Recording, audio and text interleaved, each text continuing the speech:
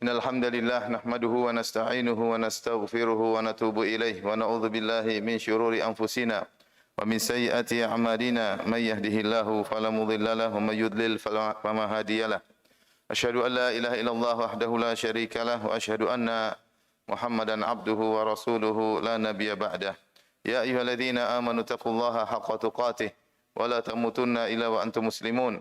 Fa in asdaqal hadithi kitabullah wa khairal huda huda Muhammadin sallallahu alaihi wasallam wa syarrul umuri muhdatsatuha wa kullu muhdatsatin bid'ah wa kullu bid'atin dhalalah wa kullu dhalalatin finnar.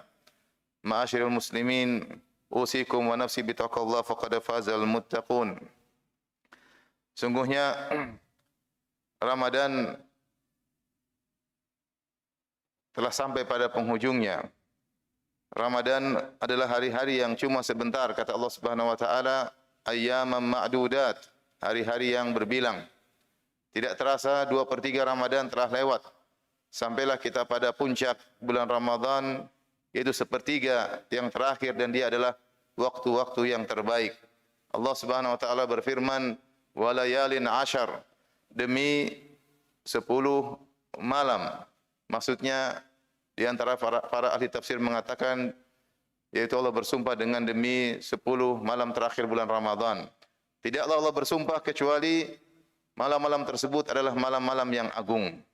Nabi SAW pernah bersabda, hadza syahra qad hadarakum, sungguhnya bulan Ramadan telah hadir kepada kalian.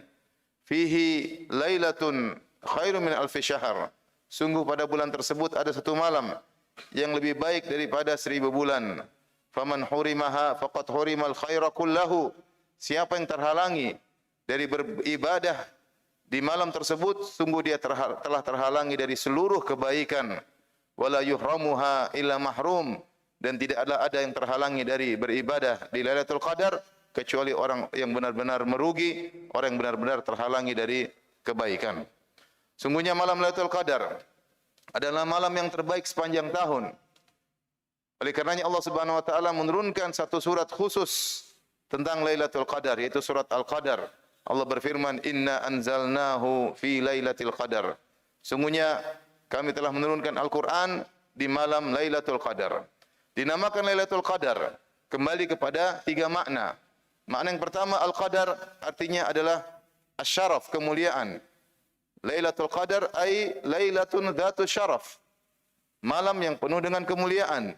Kenapa mulia? Di antaranya Lailatul Qadri khairum min alfi syahr, bahwasanya Lailatul Qadar lebih baik daripada 1000 bulan.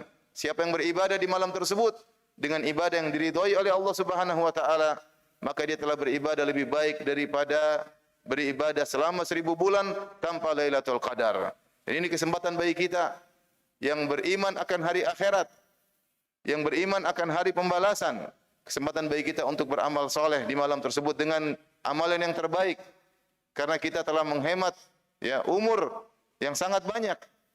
Siapa yang beribadah di malam tersebut seakan-akan dia beribadah selama 83 tahun lebih. Kemudian yang kedua, Lailatul Qadar maknanya adalah Al-Qadar maknanya adalah takdir. Kenapa? Karena pada malam tersebut Allah menurunkan at-takdir as-sanawi, takdir tahunan. Allah menetapkan apa yang akan terjadi selama setahun sampai Lailatul Qadar tahun berikutnya. Inna anzalnahu fi lailatin mubarakatin inna kunna munzirin fiha yufraqu kullu amrin hakim. Kami turunkan Al-Quran pada malam yang penuh keberkahan. Sungguhnya kami memberi peringatan, pada malam tersebut ditetapkan perkara-perkara yang bijak. Oleh karenanya Allah memilih malam tersebut untuk menurunkan takdir tahunan, karena malam tersebut adalah malam yang termulia. Demikian juga di antara makna Al-Qadar adalah sempit.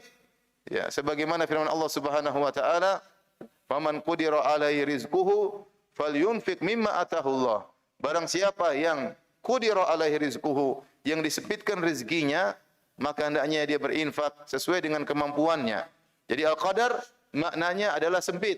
Lantas kenapa Lailatul Qadar dinamakan dengan Lailatul Qadar, malam yang sempit? Kata para ulama, karena pada malam tersebut malaikat turun dengan jumlah yang sangat banyak. Tanazzalul malaikatu warruhu fiha. Turunlah malaikat. Bahkan malaikat Jibril juga ikut turun di malam tersebut sehingga memenuhi bumi ini. Salamun hiya hatta matla'il fajar. Malaikat turun bukan untuk membawa azab, tetapi untuk membawa keselamatan. Sebagian ulama mengatakan malaikat mengucapkan salam kepada orang-orang yang beribadah di malam tersebut. Maka hendaknya para malaikat bertemu dengan kita dalam kondisi kita sedang beribadah kepada Allah Subhanahu wa taala, dalam kondisi yang terbaik, beribadah kepada Allah Subhanahu wa taala. Karenanya malam inilah yang dipilih oleh Allah Subhanahu wa taala untuk diturunkannya Al-Qur'an. Karena Al-Qur'an adalah kalamullah. Allah turunkan terkait dengan semua yang terbaik. Allah turunkan kepada Rasul yang terbaik, Ashraful Mursalin, yaitu Nabi Muhammad sallallahu alaihi wasallam. Dan Allah turunkan melalui malaikat yang terbaik, Sayyidul Malaikah, pimpinan para malaikat, yaitu malaikat Jibril alaihissalam. Allah turunkan di kota yang terbaik, Ahabul Ardi ilallah, kota Mekah, kota yang paling dicintai oleh Allah Subhanahu wa taala. Dan Allah turunkan di bulan yang terbaik, Sayyidus Syuhur, Allah turunkan di bulan Ramadan, dan Allah turunkan di malam yang terbaik, yaitu malam Lailatul Qadar. Oleh karenanya siapa yang perhatian terhadap Al-Quran, maka dia menjadi orang yang terbaik. Khairukum man ta'allamal Qur'an wa 'allamah. Sebaik-baik kalian adalah yang belajar Al-Quran dan mengajarkannya.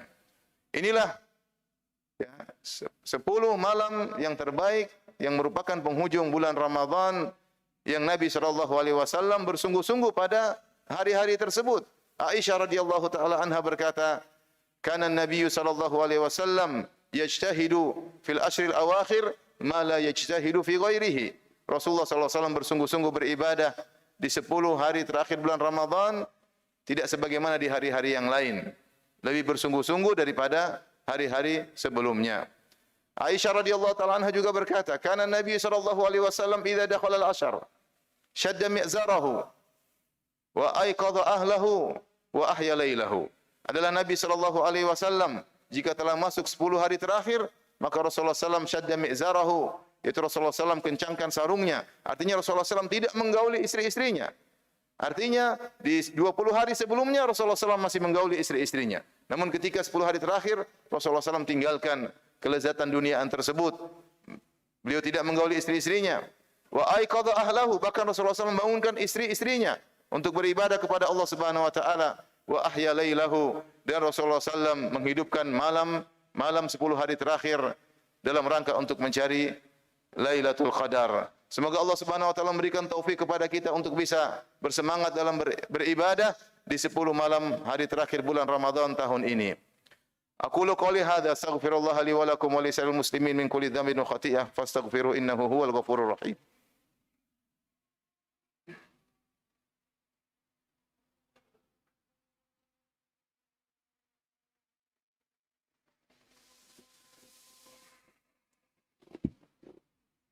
Alhamdulillahi ala ihsanih, wa syukru lahu ala taufiqihi wa amtinanih. Asyhadu an la ilaha illallah wahdahu la syarika lahu ta'ziman li sya'nih, wa asyhadu anna Muhammadan abduhu wa rasuluhu da'ila ridwanih. Allahumma salli alaihi wa ala alihi wa ashabihi wa ikhwanih. Ma'asyiral muslimin, di antara ibadah yang bisa dilakukan di 10 hari terakhir bulan Ramadan tentunya yang terbaik adalah i'tikaf.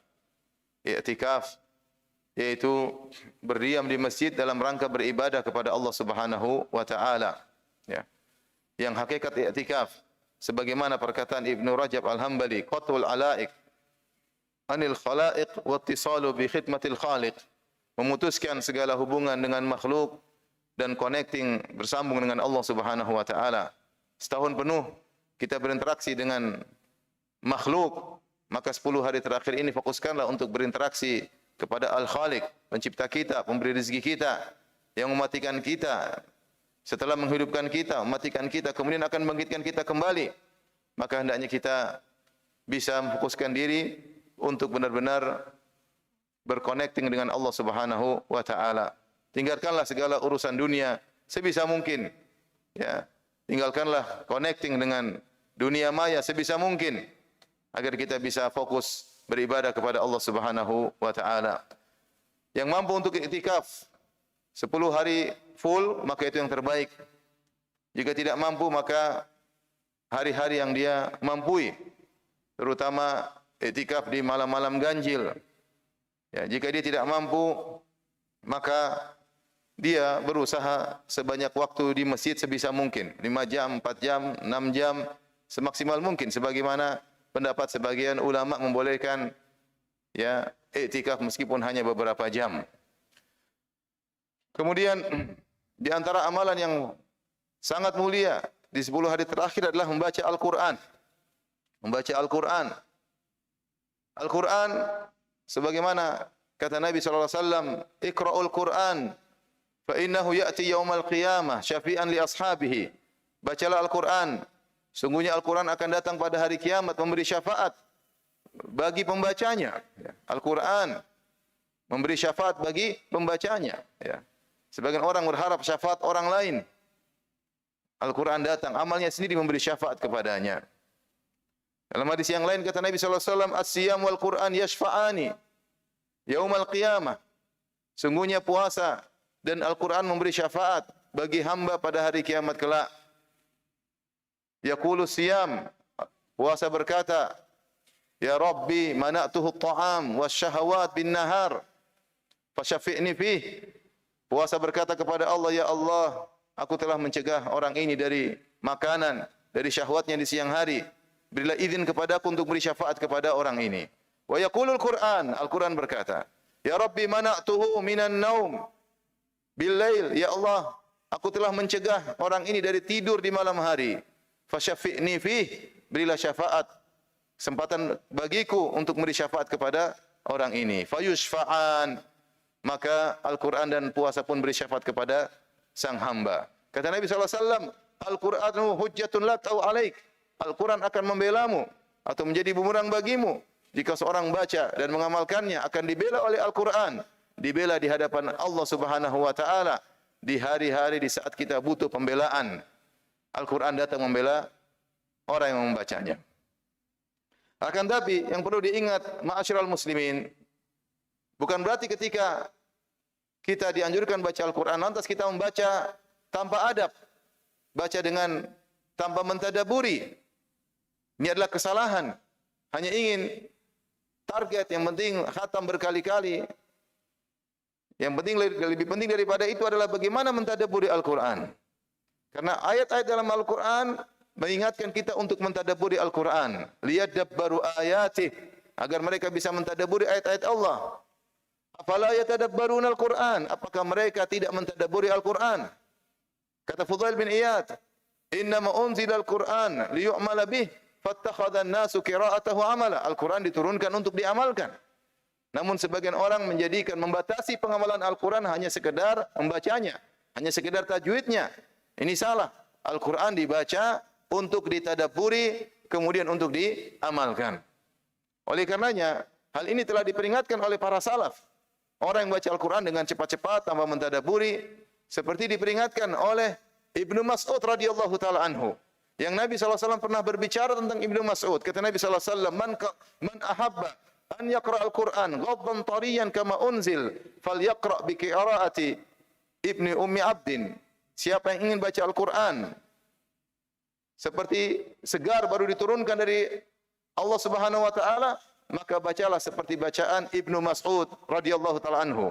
Maka Nabi SAW pernah meminta Ibnu Mas'ud untuk membaca Al-Quran di hadapan Nabi SAW hingga Nabi pun menangis.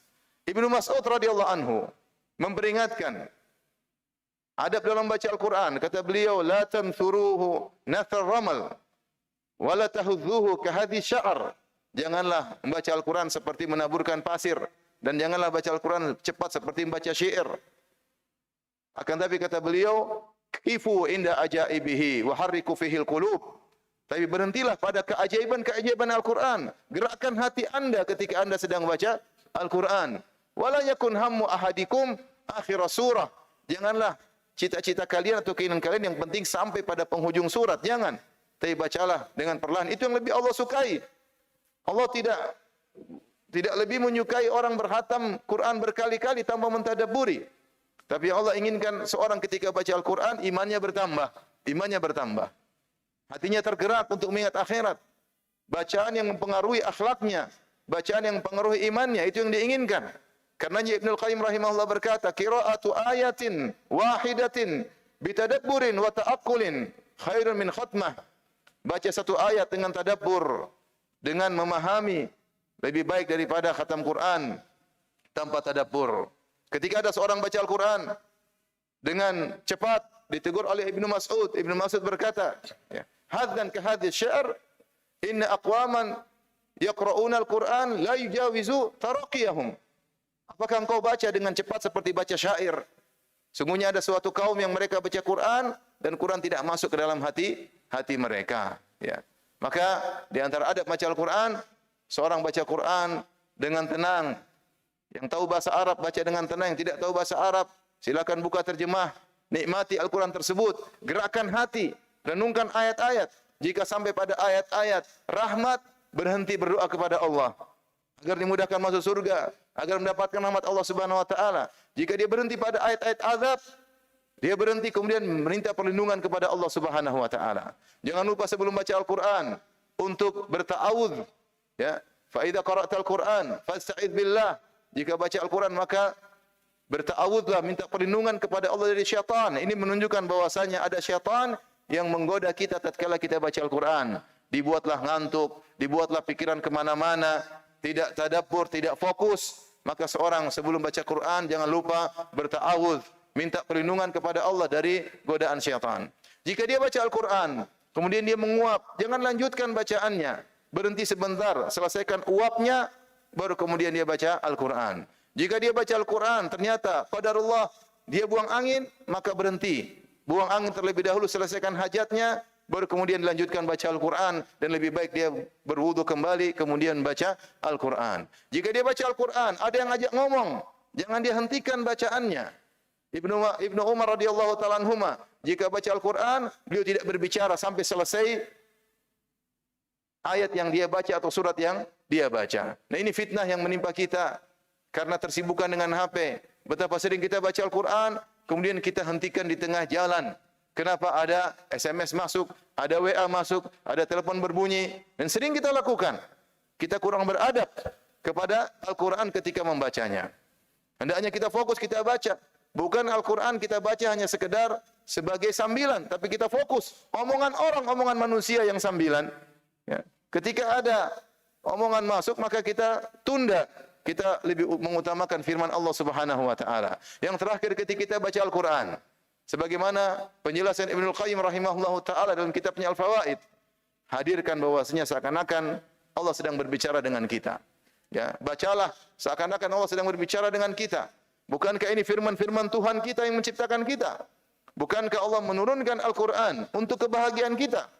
Maka seorang berusaha baca Al-Quran seakan-akan dia sedang berbicara dengan Rabbul Alamin. Inna Allaha malaikatahu yusalluna ala nabi ya ayyuhalladzina amanu sallu alaihi wa sallimu taslima. Allahumma salli ala Muhammad wa ala ali Muhammad kama sallaita ala Ibrahim wa ala ali Ibrahim innaka Hamidum Majid. Wa barik ala Muhammad wa ala ali Muhammad kama barakta ala Ibrahim wa ala ali Ibrahim innaka Hamidum Majid. Allahumma ighfir lil muslimina wal muslimat wal mu'minina wal mu'minat al ahya'i minhum wal amwat innaka samii'un qaribun mujibud da'wat wa ya qadhiyal hajat. Allahumma aminna fi awtanina وأصلح أئمتنا وولاة أمورنا ربنا آتنا في الدنيا حسنة وفي الآخرة حسنة وقنا عذاب النار اللهم أكرمنا بقيام ليلة القدر اللهم أكرمنا بقيام ليلة القدر وآخر دعوانا الحمد لله رب العالمين وأقيموا الصلاة.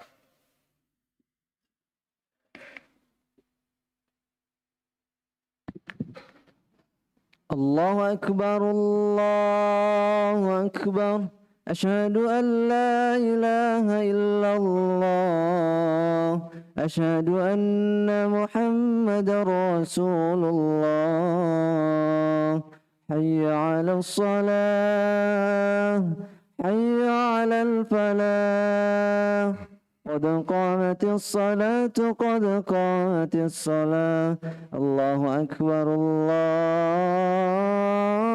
الله أكبر لا إله إلا الله. Tawa tadilu. Luruskan saf, rapatkan. Allahu أكبر.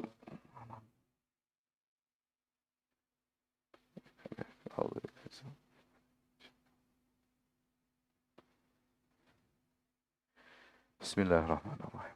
الحمد لله رب العالمين الرحمن الرحيم مالك يوم الدين إياك نعبد وإياك نستعين اهدنا الصراط المستقيم صراط الذين أنعمت عليهم غير المغضوب عليهم ولا الضالين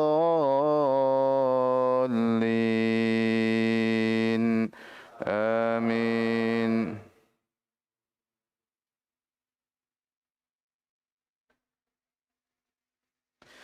يا بني آدم قد أنزلنا عليكم لباسا يواري سوآتكم وريشا ولباس التقوى ذلك خير ذلك من آيات الله لعلهم يذكرون. يا بني آدم لا يفتننكم الشيطان كما أخرج أبويكم من الجنة ينزع عنهما لباسهما ليريهما سوآتهما إنه يراكم هو وقبيله من حيث لا ترونهم إنا جعلنا الشياطين أولياء للذين لا يؤمنون وإذا فعلوا فاحشة قالوا وجدنا عليها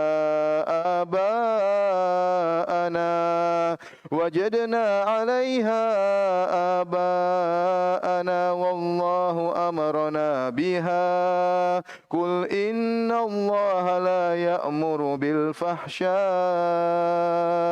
أتقولون على الله ما لا تعلمون قل أمر ربي بالقسط وأقيموا وجوهكم عند كل مسجد وادعوه مخلصين له الدين كما بدأكم تعودون فريقا هدى وفريقا حق عليهم الضلالة إنهم اتخذوا الشياطين أولياء من دون الله ويحسبون أنهم مهتدون.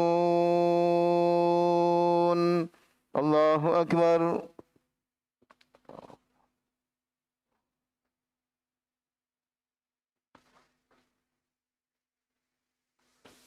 سمع الله لمن حمده. الله أكبر.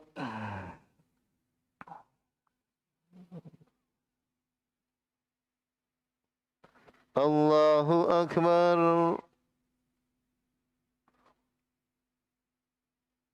الله أكبر.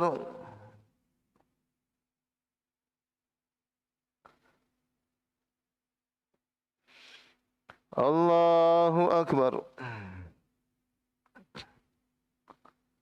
بسم الله الرحمن الرحيم.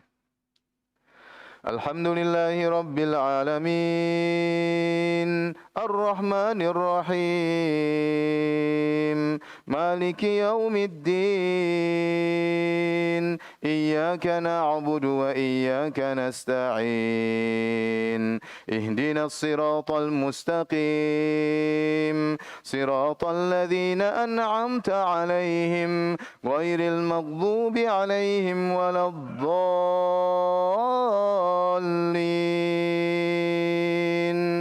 آمين. يا بني آدم خذوا زينتكم عند كل مسجد وكلوا واشربوا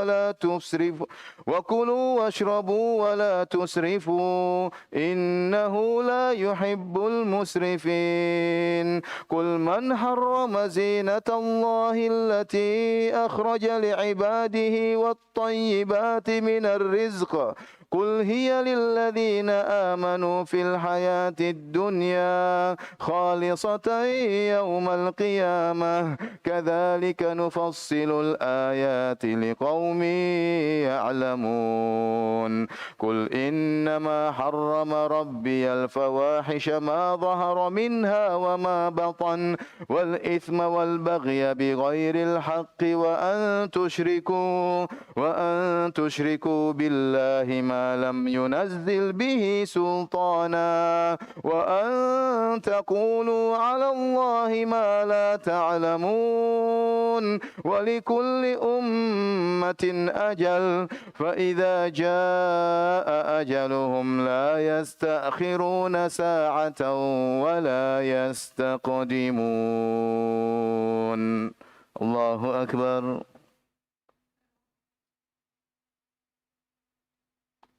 سمع الله لمن حمده الله أكبر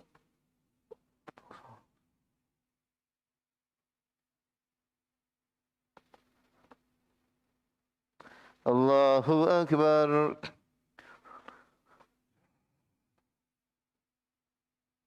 الله أكبر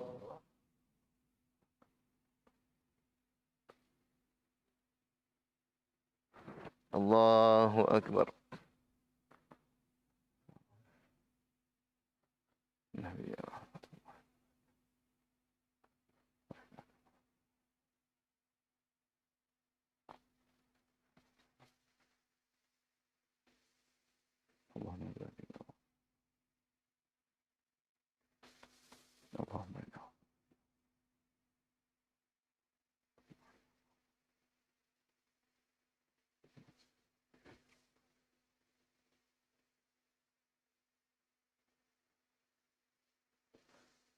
Assalamualaikum warahmatullahi Assalamualaikum warahmatullahi Astaghfirullah Astaghfirullah Astaghfirullah Assalamualaikum La ilaha illallah